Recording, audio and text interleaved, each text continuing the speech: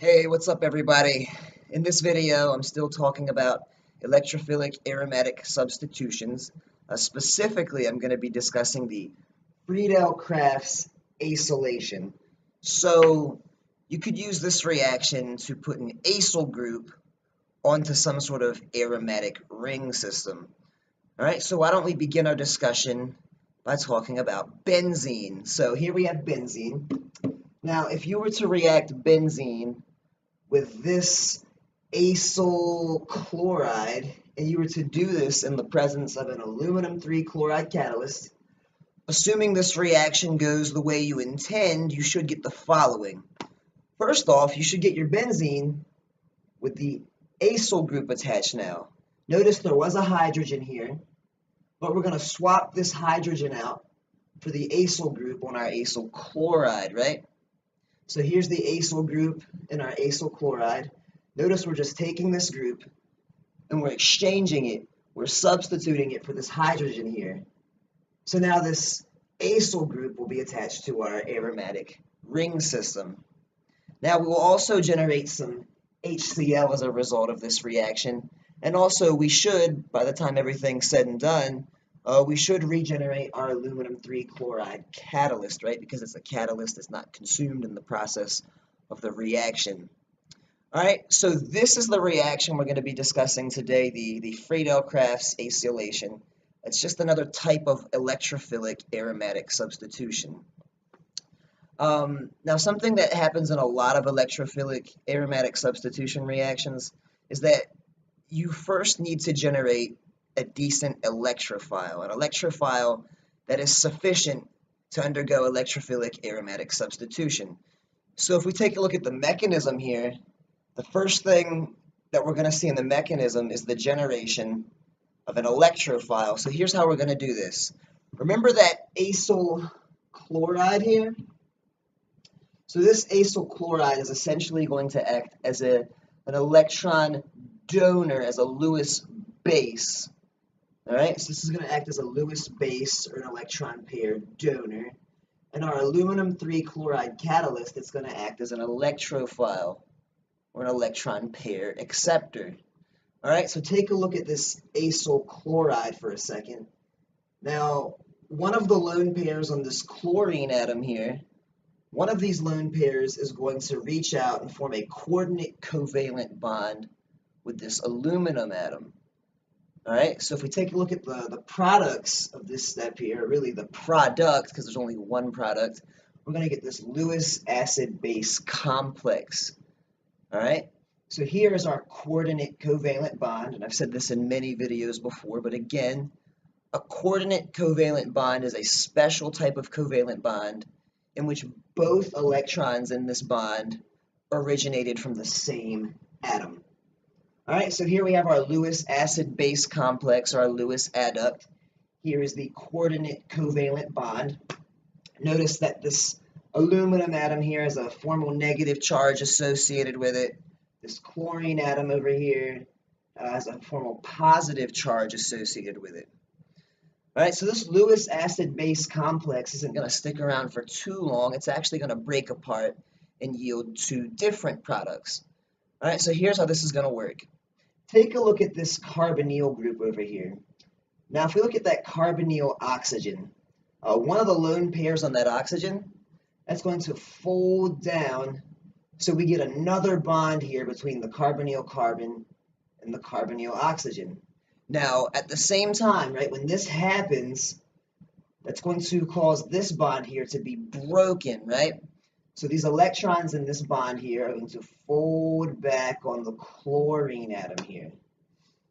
All right, so lone pair on the carbonyl oxygen folds down to form another bond between the carbonyl carbon and the carbonyl oxygen.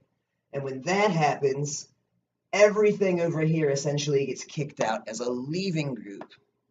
All right, so let's talk about the two products that are going to form as the result of the breakdown of this Lewis acid-base complex. The first product, AlCl4-. I'm not going to really mention too much of this right now. It's going to be more important later on in this mechanism. Let's take a look at our other product, Now that other product actually has a very special name that's really characteristic of all Friedel-Crafts acylations, and that other product is known as the acylium ion. Now, again, just want to remind you over here, when this lone pair folds in, we're going to get another bond forming between this oxygen and this carbon here. So we have a double bond here, but if we take a look at our acylium ion, we now have a triple bond, right? So this structure might be a little bit hard for you to look at. I just want to go through the structure really quickly. This carbon here is this carbon. The carbonyl carbon has now become the central carbon here, right?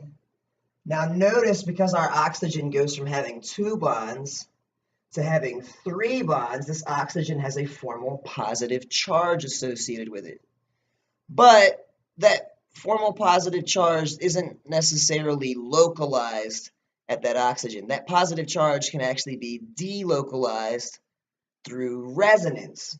So you can imagine here in this triple bond, we have a sigma bond and we have 2 pi bonds. So imagine one of these pi bonds here. Now imagine the pi electrons in that pi bond. Imagine those pi electrons folding back onto the oxygen. We would get some structure that looks like this. All right, so notice that these two structures are resonance structures of one another. They're both representations of the acylium ion, but they're just different representations of that acylium ion, and they come about through resonance. All right, so pi electrons here are going to fold back onto the oxygen, and that's going to cause this positive charge to become delocalized. In fact, now you could think of it as being sort of centered around this carbon here. Again, because there's resonance here, that positive charge isn't really necessarily localized on any one atom in particular. But for the sake of our discussion, after resonance occurs, you can think of this positive charge as sort of being situated over this carbon atom here. All right, so this is going to be our electrophile.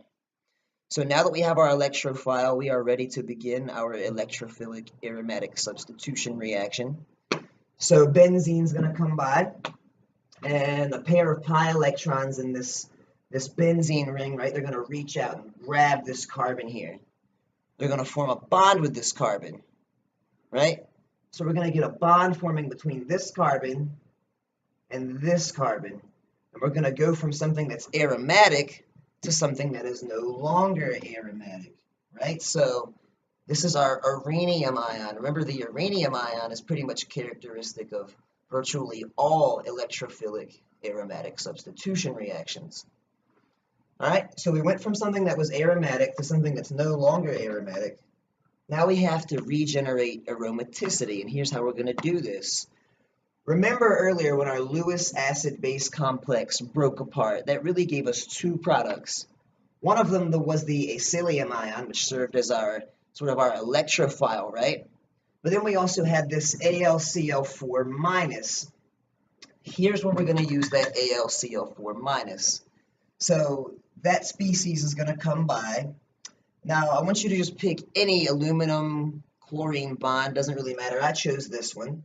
Now the electrons in this bond are actually going to reach out and remove the hydrogen connected to the carbon connected to our electrophile, right? So this is actually a deprotonation step, right?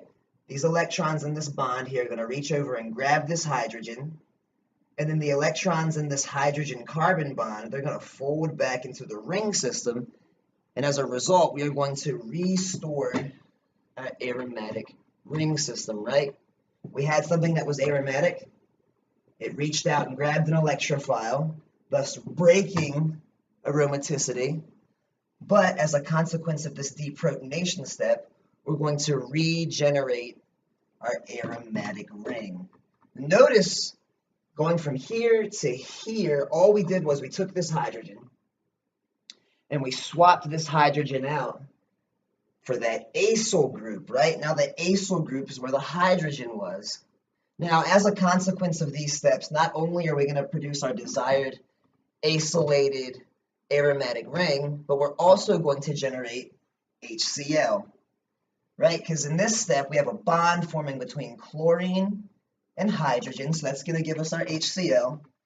And we're also going to regenerate our aluminum 3 chloride catalyst, right? Because here we have AlCl4 minus, but we're breaking this bond, so that leaves us just with AlCl1, 2, 3, right? This leaves us with AlCl3. All right, so there you have it, folks. The Friedel-Crafts acylation, just another type of electrophilic aromatic substitution reaction. So when looking at the mechanism, the first few steps are all about just generating a suitable electrophile, right? So once we have our electrophile, we're actually ready to begin our electrophilic aromatic substitution reaction. All right, so if you have any questions about the Friedel-Crafts acylation, let me know in the comments below. And stay tuned because I'm probably going to make another video highlighting some of the differences and the pros and cons of performing either a Friedel-Crafts acylation or a Friedel-Crafts alkylation. Right, these reactions are actually quite similar. Sometimes, depending on what you're trying to synthesize, it might actually be better to first do an acylation and then find some way to get rid of the carbonyl group through maybe some sort of reduction. That might actually be a better way in some circumstances to put alkyl groups onto aromatic rings. All right, so stay tuned for that video and let me know if you have any questions about the content we discussed in this video. And as always, thanks for watching.